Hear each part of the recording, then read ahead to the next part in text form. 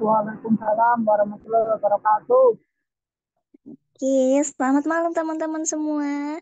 Gimana nih kabarnya teman-teman?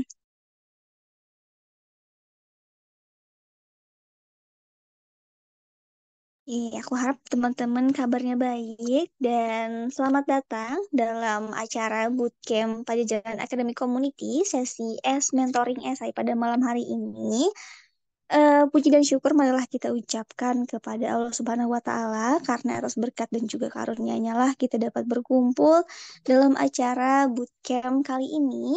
Meskipun digelar secara online, tapi aku berharap bahwa ini tidak mengurangi semangat dan juga antusias dari teman-teman dalam mengikuti mentoring kali ini. Nah, tak kenal maka tak sayang, jadi izinkanlah aku sebagai Master of Ceremony dan juga moderator yang akan membantu jalannya acara pada malam hari ini untuk memperkenalkan diri. Perkenalkan, aku Mutia Febiani dari Fakultas Peternakan Angkatan 2021.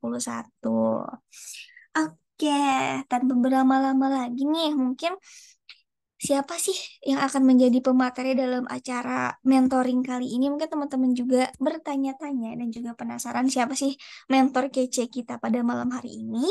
Dan mungkin jika teman-teman mengikuti acara sharing session setelah first meet itu pematerinya sama teman-teman sama yang sekarang yaitu Kak Abel. Mungkin aku mau sapa dulu Kak Abelnya. Halo Kak Abel, selamat malam. Selamat malam Mutia, selamat malam semua. Oke, karena Kak Abel udah stay di sini, boleh kepada operator mau minta tolong untuk share screen?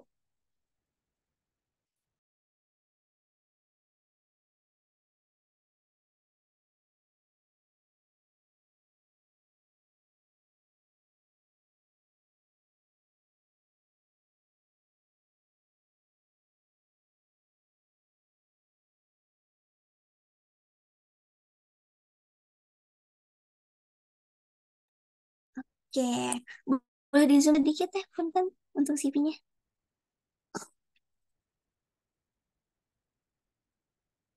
Nah, Kak Abel Josafat Manulang. Nah, Kak Abel sendiri, gedean Kak. Oke, ini adalah CV dari Kak Abel bahwa Kak Abel sendiri itu merupakan mahasiswa Universitas Pajajaran yang memiliki emang skillnya itu adalah di scientific writing, research, lalu juga di English proficiency, lalu juga project management, narrative writing, dan juga game development. Dan untuk edukasinya sendiri, boleh di kebawahkan teh sedikit. Abel sendiri merupakan mahasiswa Universitas Pajajaran angkatan 2020 dan beliau juga itu work experience-nya dia pernah menjadi LO pada G20 Digital Innovation Network. Boleh di slide ke bawah. Jadi juga Staff of Training Preparation Division di Universitas Pajajaran, lalu pernah juga menjadi Indonesian lalu di organisasinya pengalaman organisasi Kabel sendiri menjadi Indonesian Student Association for International Study atau IASAFSI, lalu juga Dewan Perwakilan Anggota atau DPA dari HIMA HI Unpad, lalu juga pernah di Warta Kema pada tahun 2021. Dan ini ada pencapaian-pencapaian dari Kabel, bisa teman-teman lihat sangat banyak ya pencapaian Kak Abel sampai dengan 2023 saat ini. Boleh di-share lagi ke bawah teh.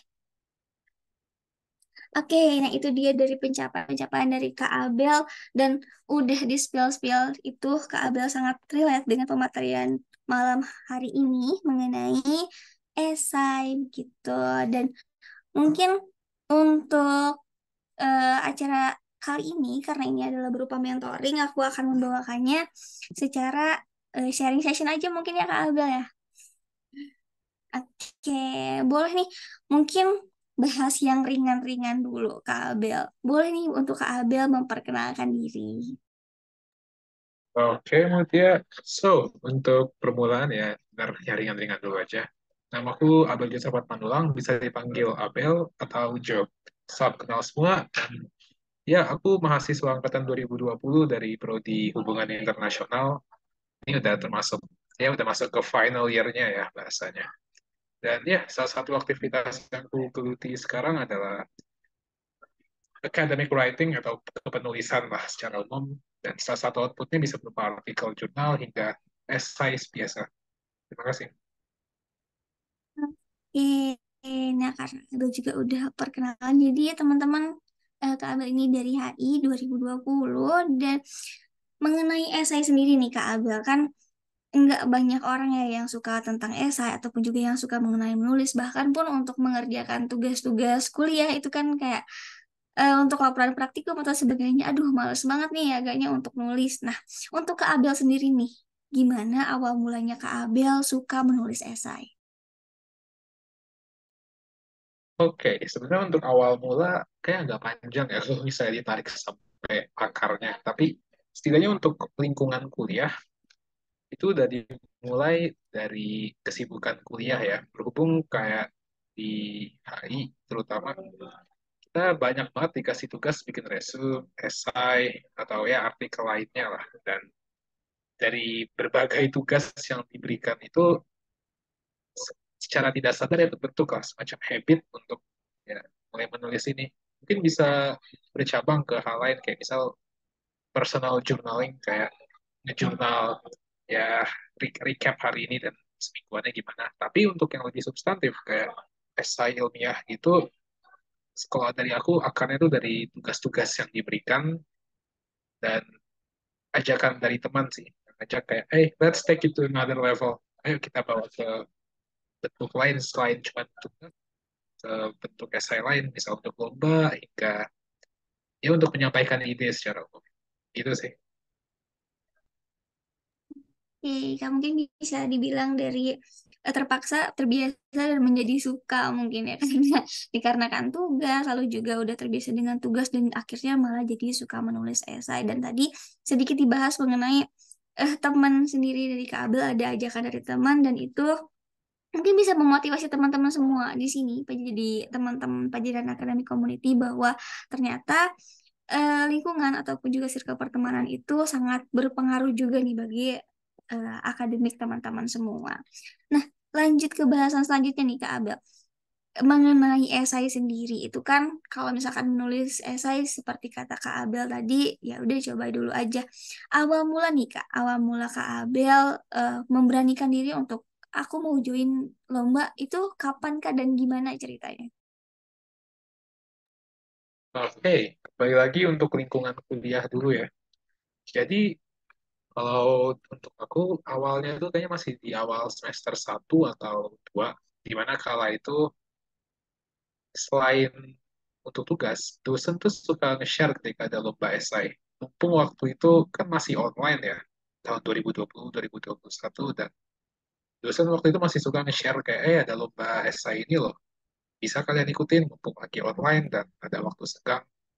Selain itu ya karena banyak sekali dari lomba-lomba itu yang gratis, dan akunya juga ada waktu luang, kurasa kenapa enggak. Oh kalau misalnya kalah, nggak dapat kalah ya aku nggak rugi apa-apa. Oh malah bisa aja dapat sesuatu kayak sertifikat atau ya pengalaman. Dan dari situ ya udah mulai ikut-ikut aja sih ketika direkomendasiin dosen atau ditawarin gitu. Lalu berujung ke coba nyari-nyari sendiri bareng teman atau ya sendiri kayak tadi. Dan ya singkatnya sih mengikuti itu ya karena faktor waktu luang yang ada dan kayak perasaan bahwa ya skillnya kurasa aku ada, jadi why not gitu loh. Nothing to lose ini. Begitu. Oke, jadi kepercayaan diri itu harus emang benar-benar dibutuhkan gitu ya kan. Entah itu kita mau menang ataupun mau kalah, yang penting coba dulu lah gitu. Dan juga benar banget kata Kak Abel tadi, yang kalau misalkan seandainya kita ada waktu daripada dipakai dibuang sia-sia, lebih baik kita pakai untuk ranah akademik gitu. Keren banget sih Kak. Oke, next ke selanjutnya nih Kak. Nggak semua orang kan aware mengenai esai dan juga mungkin di sini teman-teman ada juga yang lagi mau coba-coba lomba esai dan lain sebagainya. Mungkin boleh nih Kak dibagi kan langkah-langkah untuk menulis esai dari Kak Abel sendiri itu baiknya kayak gimana sih?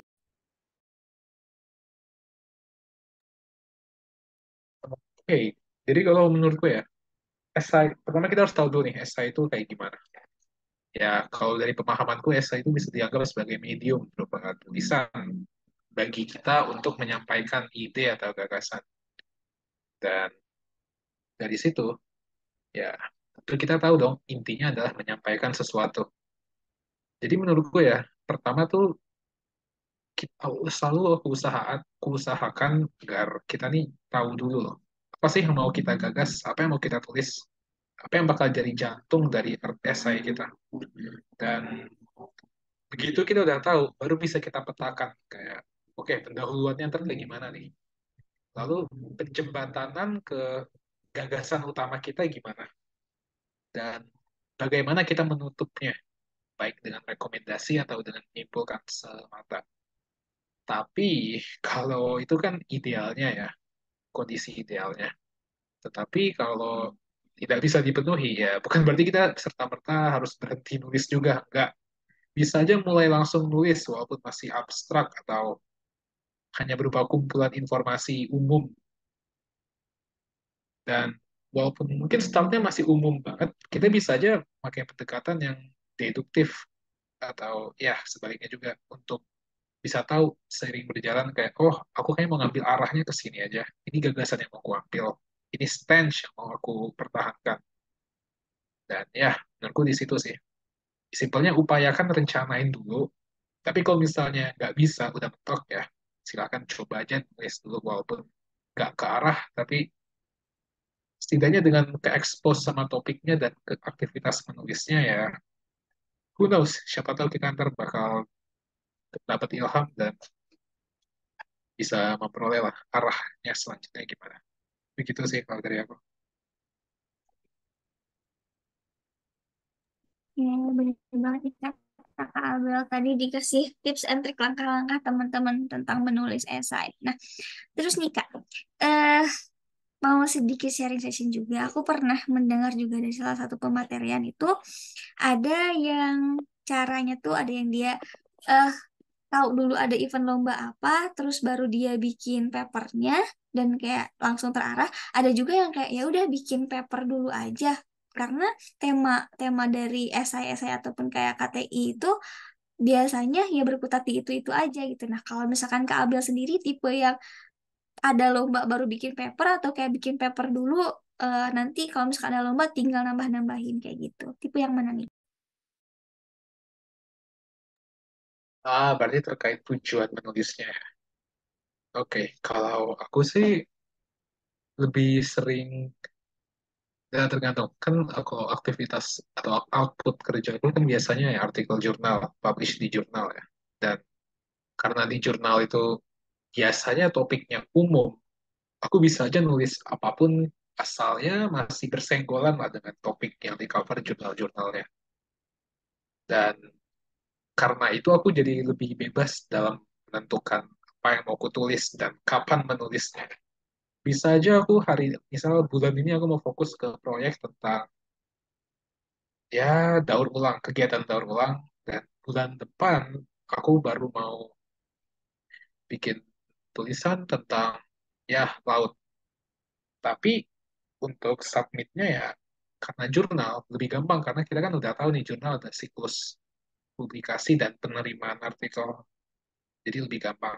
Tapi kalau untuk lomba, aku sih cenderung nyari dulu baru bikin karena kalau misalnya aku bikin dulu baru nyari, aku rasa bakal sulit karena setidaknya kalau dari pengalamanku ya, untuk isu-isu HI biasanya jarang yang ngadain lomba spesifik gitu loh ke HI. Tapi kalau misalkan topiknya lebih umum, misal kayak sekarang kan banyak banget nih ya lomba-lomba tentang SDGs, ya tentang pembangunan berkelanjutan, dan ini aku lihat esainya lombanya itu sering banget muncul di awal dari tahun 2021, 22, dan 23, bisa itu diikutin. Tapi kembali lagi terbatas ke tema itu aja. Dan selain tujuan yang sifatnya mungkin kompetitif atau akademis tadi, bisa aja kita kembali lagi ke akar kegiatan menulisnya, yakni passion, hobi. Dimana sekarang kan banyak ya platform-platform menulis mulai dari Kureta atau bahkan blog-blog semacam aku lupa nama platform blognya, cuman ya platform menulis independen yang bisa diakses perorangan. Dan aku gak jarang kok lihat banyak banget teman-temanku juga punya blog untuk bikin untuk majang tulisan-tulisan mereka. Selain ya bisa dapat feedback dari pembaca dan mereka juga bisa nyalurin lah hasrat menulis atau apa yang mereka punya sekarang tanpa harus nyari-nyari lomba lagi. Begitu sih. Nih teman-teman barusan udah di sharing session dari Kak Abel sendiri itu langkah-langkah buat menulis esainya. Next ke selanjutnya nih Kak, benefit apa sih yang Kak Abel rasakan setelah menulis esai dan juga kayak setelah suka menulis esai ataupun juga setelah lomba, benefit apa sih yang Kak Abel rasakan dan juga yang Kak Abel dapatkan? Maaf, boleh diulang lagi? Boleh, Kak. Untuk selanjutnya itu mengenai benefit atau juga manfaat yang Kak Abel rasakan nih, Kak, setelah entah itu setelah mulai menyukai menulis esai ataupun juga setelah mengikuti lomba-lomba esai. Mungkin boleh di-sharing ke teman-teman biar teman-teman juga lebih termotivasi nih untuk mengikuti lomba-lomba esai. Oke, ya aku start dengan yang aku rasa lebih abstrak mungkin ya. Satu, mungkin ini kesannya kayak terlalu idealis, tapi oke. Dari mengikuti lomba-lomba atau kegiatan menulisnya secara umum. Pertama, aku ngerasa aku dapat kesempatan untuk melatih kemampuan aku menyampaikan pesan melalui medium tulis seperti esai. Karena kembali lagi untuk menyampaikan pesan kan kita bisa melihat berbagai cara ya, mulai dari cara verbal atau verbal lagi vokal dengan public speaking, tapi ada juga dengan cara yang lebih tertulis seperti esai ini. Dan kurasa ini salah satu medium atau jalur yang nggak kalah pentingnya kayak public speaking tadi, di mana untuk menyampaikan pesan, apalagi yang ya bukan valid sih, yang relevan atau komprehensif dalam bentuk tertulis tuh juga gak mudah loh. Ya, kita emang tinggal menulis atau merangkai kata-kata, tapi kan kalau kata kalimatnya terlalu panjang, kata-kata yang dipakai terlalu rumit, ya orang juga gak paham dan apa yang mau kita sampaikan juga gak bisa. Jadi itu, pertama aku ngerasa ya dengan mengikuti lomba-lomba esai atau mengasah kemampuan menulisku ini, kemampuan menyampaikan pesan secara tertulisku menjadi terasa. Itu pertama. Kedua, ini juga bisa jadi medium buat berkolaborasi. Apalagi kan bisa ya, kita sekarang ikut lomba esai atau artikel itu dengan berkolaborasi dengan teman. Jadi kurasa dengan kesempatan kolaborasi itu ya selain kita bisa bertukar ilmu, saling belajar dari satu sama lain, tutor sebaya, ini itu, ya kita juga bisa mengembangkan jaringan. Sejauh ini aku dari pengalaman tulisku, aku udah bisa sempat bekerja sama dengan banyak orang dari luar Jatinangor ini. Ada yang di Jakarta, Jawa Timur, dan ya di luar Pulau Jawa ini. Dan kurasa ini kesempatan yang menarik ya untuk bisa terhubung dan belajar apa sih yang ada di benak mereka, apa sih gagasan yang ingin mereka bawakan gitu.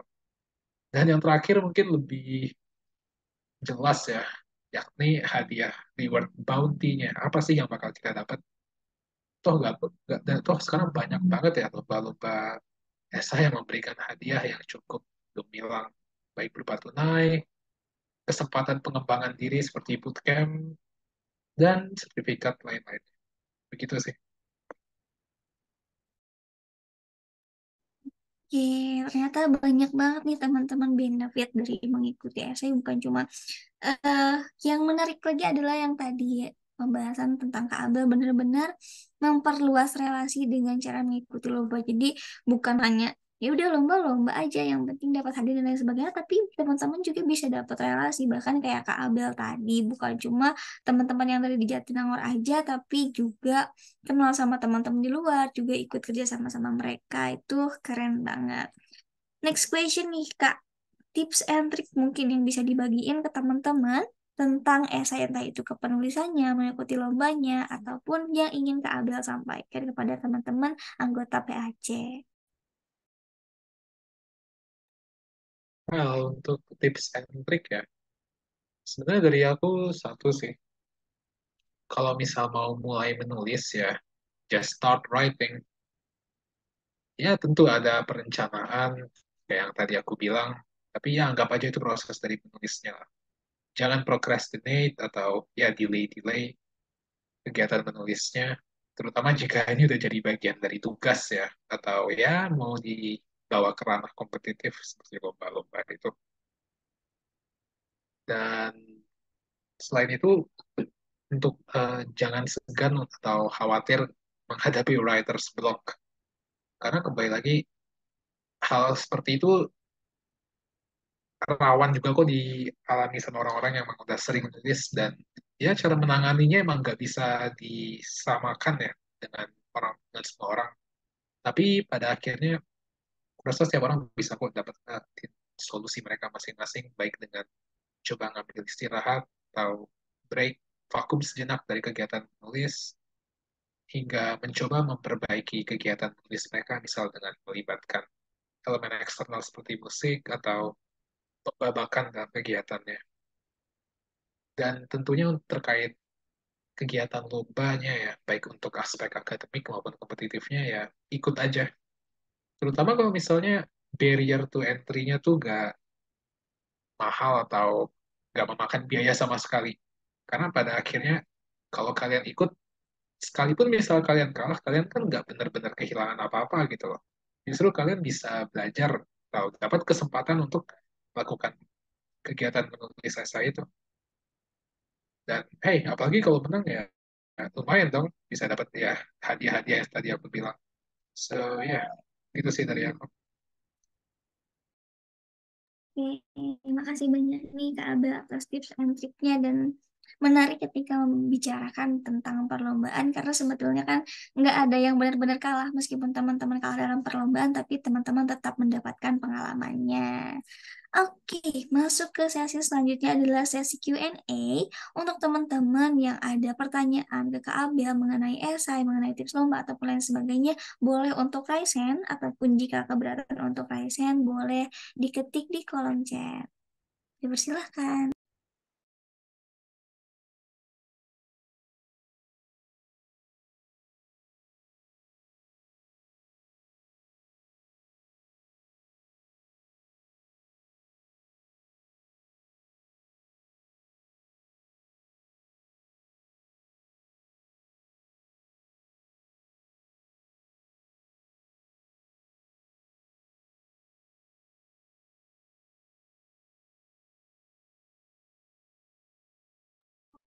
Oke, di layar saya sudah ada Kak Eliana. Boleh Kak untuk disampaikan pertanyaannya? Baik, sebelumnya terima kasih kepada Temutia atas kesempatannya dan terima kasih juga kepada Kang Abel atas sharing sessionnya. Aku pengen nanya sedikit aja, kalau dari Kang Abel sendiri ada nggak sih kendala yang dialami saat menulis? Umumnya ya, kalau misalnya dari aku pribadi biasanya suka kayak mentok nih buat mencari idenya. Nah, kalau dari Akang sendiri kayak gimana? Terus cara menghadapinya juga seperti apa? Sekian dari aku, terima kasih. Oke, terima kasih Aliana pertanyaannya. Jadi untuk menghadapi ya masalah writer's block kayak tadi ya, mandek, bingung mau bawa tulisannya kemana, gimana ngelanjutinnya, gimana nyelesainnya, ada banyak cara sebenarnya. Tapi kembali lagi, pengalaman atau kasusku tidak bisa disamaratakan sama nulis lainnya, tapi bisa tetap dijadikan inspirasi atau referensi untuk menghadapi masalah yang dihadapi, misal untuk kamu atau orang lain. Kalau dari aku, salah satu caranya adalah yang pertama berhenti dulu, vakum, break, bisa sejam, sehari, atau bahkan seminggu untuk breaknya itu, dan se- dan selang atau ketika break itu berlangsung ya, kamu bisa berhenti nulis dan beralih ke aktivitas lain, atau bahkan kamu coba baca karya atau tulisan orang lain juga untuk melihat gimana sih mereka menyampaikan ide mereka, gimana sih cara mereka nyusun gagasan-gagasannya, misal pendekatannya deduktif, induktif, khusus ke umum atau umum ke khusus. Jadi selain dengan istirahat ya terus membaca ya membandingkan atau membaca karya-karya orang lain ya kita juga bisa sebenarnya sharing atau konsultasi ke teman, terutama yang seminat atau bahkan lebih berpengalaman di bidang kepenulisan terkait gimana sih cara mereka untuk referensi dan kalau mau lebih direct ya bawakan aja karya yang sedang kamu kerjakan dan tanya kalau menurut mereka apa aja sih ini jalan yang bisa diambil untuk mengembangin tulisan ini, arah mana yang bisa diambil gitu loh. Dan ini bisa untuk teman dan mentor seperti guru atau bahkan dosen jika mereka minat atau merasa relevan dengan track mereka. Begitu sih kalau dari aku. Oke, terima kasih Kak Abel atas jawabannya. Gimana nih Kak Eliana? Apakah sudah menjawab? Sudah Teh, terima kasih Kang Abel. Oke, terima kasih juga Kak Eliana. Boleh nih untuk teman-teman yang lainnya jika ada pertanyaan, boleh untuk raise hand seperti barusan atau juga jika berkenalan boleh diketik di kolom chat.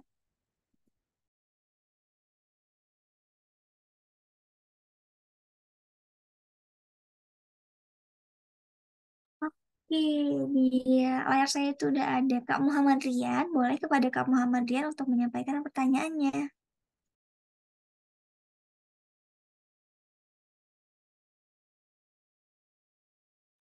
Halo, Kak Muhammad Rian.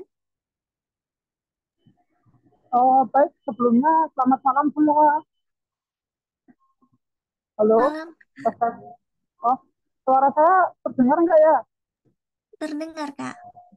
Oh, terdengar baik. Kak Abel sama Kak Mutia, saya ingin bertanya gitu. Dalam isai itu kan di bagian pembukaan itu kan ada yang namanya abstrak gitu kan.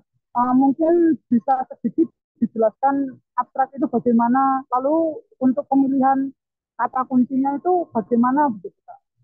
Mungkin itu dulu. Sudah, gitu aja. Iya, boleh langsung dijawab saja Kak Abel. Oke, baik. Terima kasih pertanyaannya. Jika saya benar, jika apa yang saya tangkap benar, berarti pertanyaannya seputar abstrak dan kata kunci ya. Oke, gua anggap ya. Jadi kalau untuk kedua itu ya, pertama untuk abstrak, abstrak itu bisa kita pahamin itu sebagai recap atau brief summary dari artikel yang sedang kita kerjakan. Di abstrak itu biasa kan kalau nggak salah 150 atau 200 kata saja limitnya. Jadi benar-benar singkat dan abstrak ini kayak tadi aku bilang summary dan atau ringkasan dari artikel yang sedang dikerjakan dan strukturnya kurang lebih sama aja. Mungkin kamu bisa ngasih satu dua kalimat untuk introduction atau pendahuluannya, dua kalimat untuk metode, dua atau tiga kalimat untuk pernyataan masalah atau apa sih yang mau dibahas di papernya, dan sisanya untuk ngasih ringkasan jawaban atau hasil diskusi yang telah kamu peroleh. Jadi abstrak ini sebenarnya bisa dijadiin semacam bocoran lah terkait apa sih yang ada di dalam paper ini walaupun secara singkat. Dan untuk kata kunci, dia ini sama aja kayak mirip sama abstrak, cuman bedanya dia jelas lebih singkat karena cuma kata-kata aja. Dan untuk pemilihan kata kunci, kamu tinggal lihat aja dari judul sebenarnya. Umumnya kata kunci kan bisa tiga atau lima aja ya. Dan pemilihannya kamu bisa ambil dari pertama masalah yang kamu bahas. Misal kamu bahas tentang isu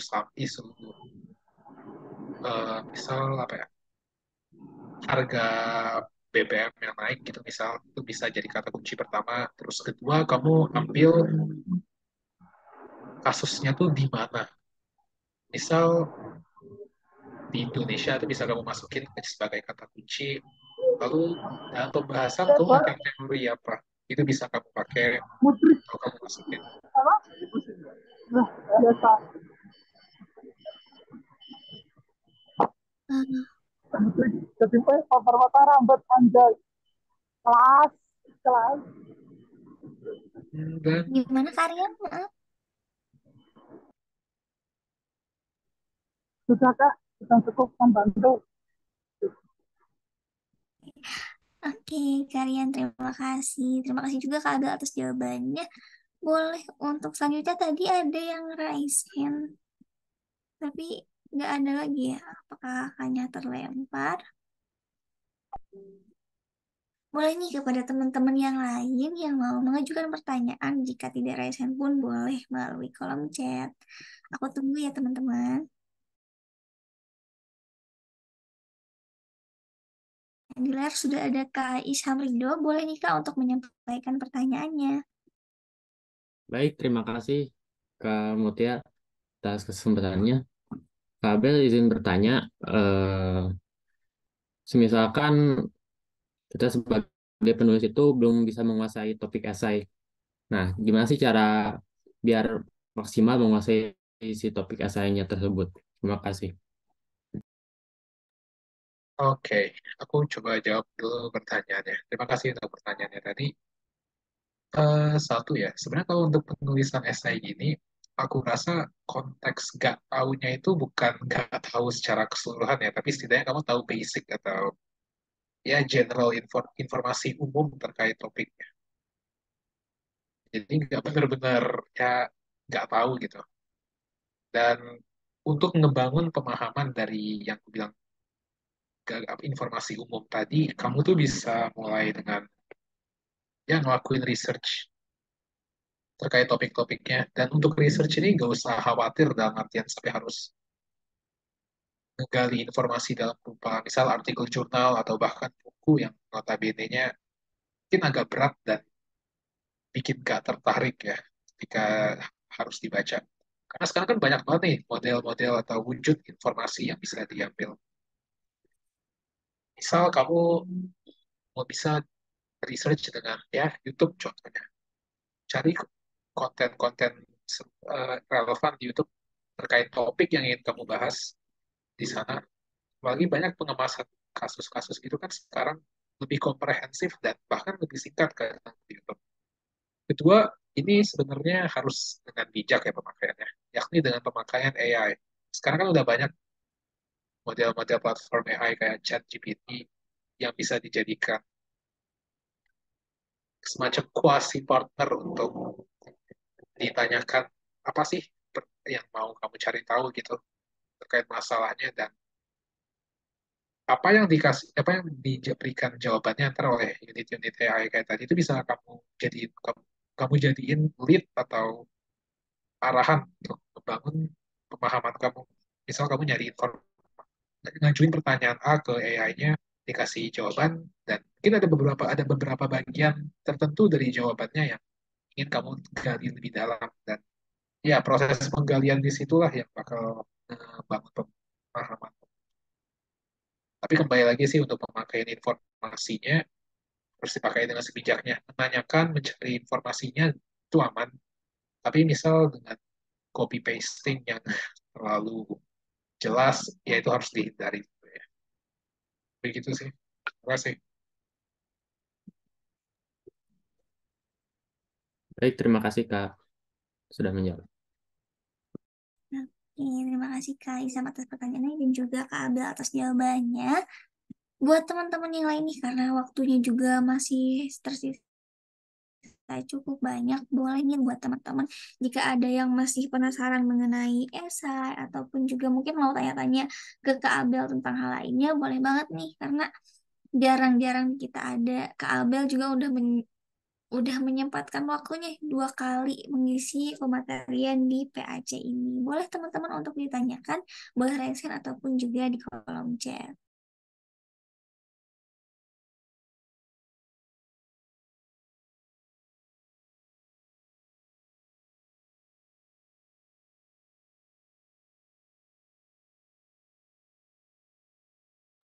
Oke, mungkin aku tunggu sampai jam 20.40 ya teman-teman untuk sesi Q&A-nya.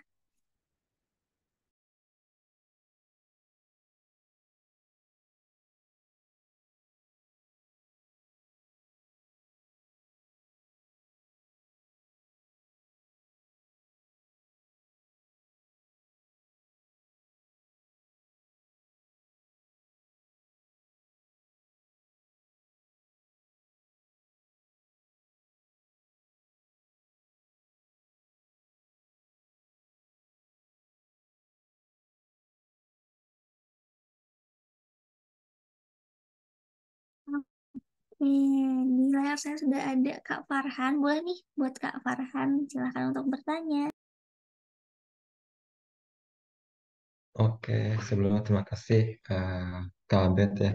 Kak Abel udah materinya bagus. Eh Cuma pengen tanya aja sih Kak, gimana sih cara kita itu membuat opening essay yang menarik gitu, atau yang bagus lah gitu. Itu aja sih Kak. Terima kasih. Oke, jadi terkait introduction tadi ya, pertanyaannya isi bagus. Setidaknya untukku, pendahuluan yang bagus itu pendahuluan apa sih yang bakal kita bahas lebih mendalam di bagian berikutnya, dan pendahuluan yang bisa ngasih tahu ke pembaca informasi yang relevan untuk bahasannya.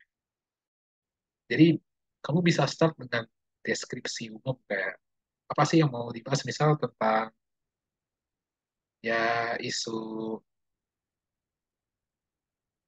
ya contoh misal tentang isu buang sampah sembarangan gitu di Indonesia. Ya kamu bisa start dengan deskripsi umum kayak ya apa sih pencemaran atau pembuangan sampah ini. Terus misal berangkat ke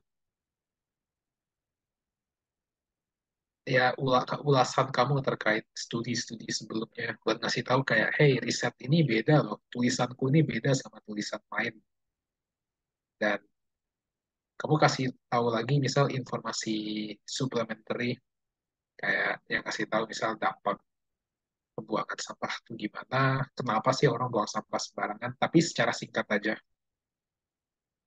Dan ya tentunya bisa kamu tutup dengan pemaparan singkat kayak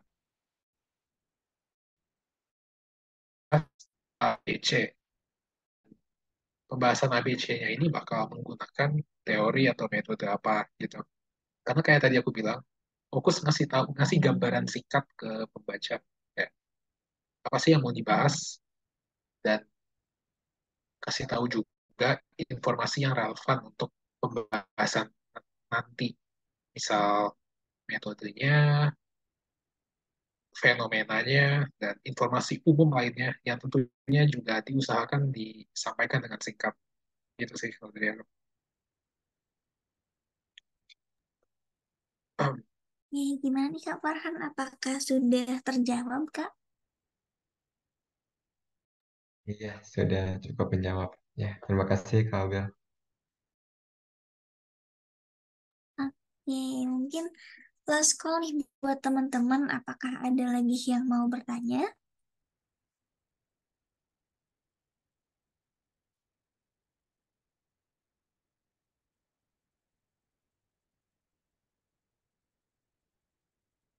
Oke, dikarenakan udah nggak ada lagi yang raise hand nih, Kak. Masuk ke sesi selanjutnya, itu adalah sesi penyerahan sertifikat untuk Kak Abel kepada operator. Boleh di-share sertifikat?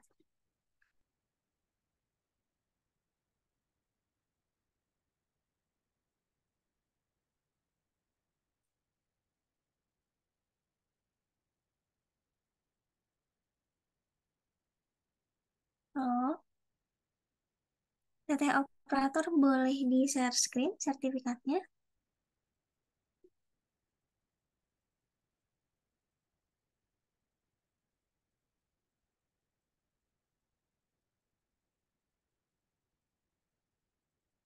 Oke, Kak Abel, ini ada sedikit sertifikat dari kami sebagai ucapan terima kasih kepada Kak Abel karena sudah meluangkan waktunya dan juga menyempatkan untuk mengisi pematerian sebagai mentor dalam acara sharing session sesi esai dalam bootcamp Pajajaran Academy Community.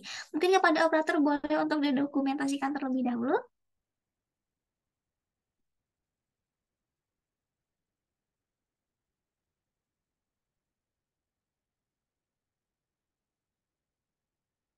Oke. Mungkin boleh di stop share screen teh jika sudah beres didokumentasikannya.